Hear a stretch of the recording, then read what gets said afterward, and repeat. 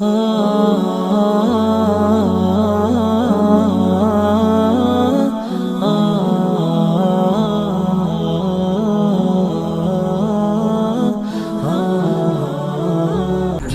کرنے کا طریقہ کہ تسبیح پاس رکھیں،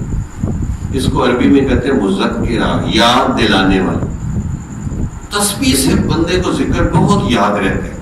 بس آپ باتیں بھی کرتے جائیں، تسبیح کا دانہ بھی پھیرتے جائیں۔ ہمارے نقش بندیہ سلسلے میں بڑی آسانی کہ آپ باتیں کرتے جائیں، کھاتے جائیں، جو مرضی ہوں، جس حال میں مرضی ہوں، بس ہلکی سی اپنی تھنکنگ بنائیں کہ دل کہہ رہا اللہ اللہ اللہ، بس سوچتے رہے۔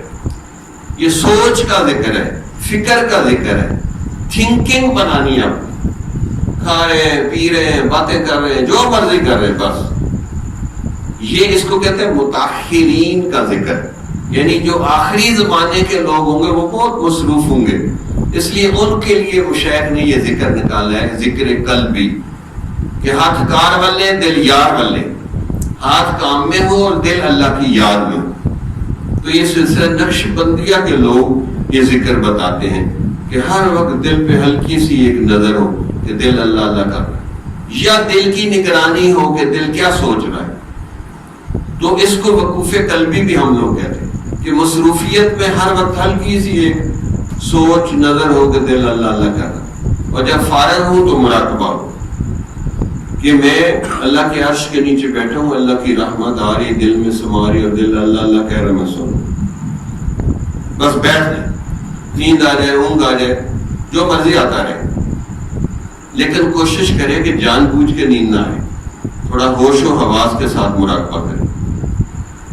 مراقبہ لیکن تھوڑا مشکل ہوتا ہے، کسی کسی کو استقامت ہوتی ہے، لیکن وقوف قلبی تو ہر بندہ رکھ سکتا ہے۔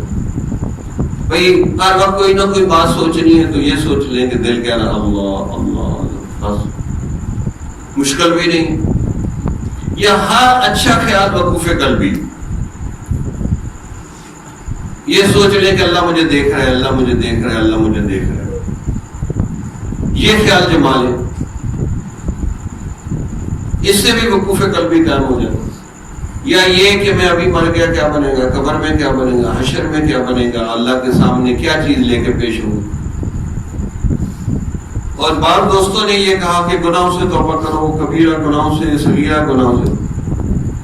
بھائی یہ تو عوام کی باتیں کر رہے ہیں، جو سالکین اور محبت کرنے والے لوگ ہیں وہ گناہوں سے نہیں توبہ کرتے، وہ توبہ کرتے ہیں لایانی سے اور دل کی غفلت سے۔ آپ لوگ اس سے توبہ کریں، عوام گناہوں سے توبہ کرتے ہیں، سالکین تو گناہوں کے قریب نہیں جاتے، تو آپ دل کی غفلت سے توبہ استغفار کریں، پھر لایانی باتوں، لایانی سوچوں، لایانی کاموں سے توبہ کریں، انشاءاللہ صغیرہ کبیرہ گناہوں کی باری نہیں آئے گی۔ جو بندہ دل کی غفلت کنٹرول کر لیتا ہے لایانی نہیں ہو سکتی، جو دل کی غفلت ختم کر دے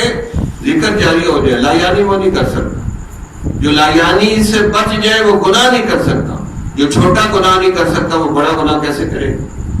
تو ابتدا درست کر لے۔ تو اللہ سے دعا ہے کہ اللہ تعالی ہمیں یہ جو ہے نا دل کی غفلت سے اور لایانی سے بچنے کی توفیق عطا فرمائے۔ آخر دعوانا الحمدللہ۔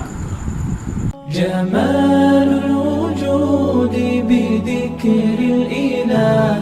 وتصفو الحياة بنور هدى،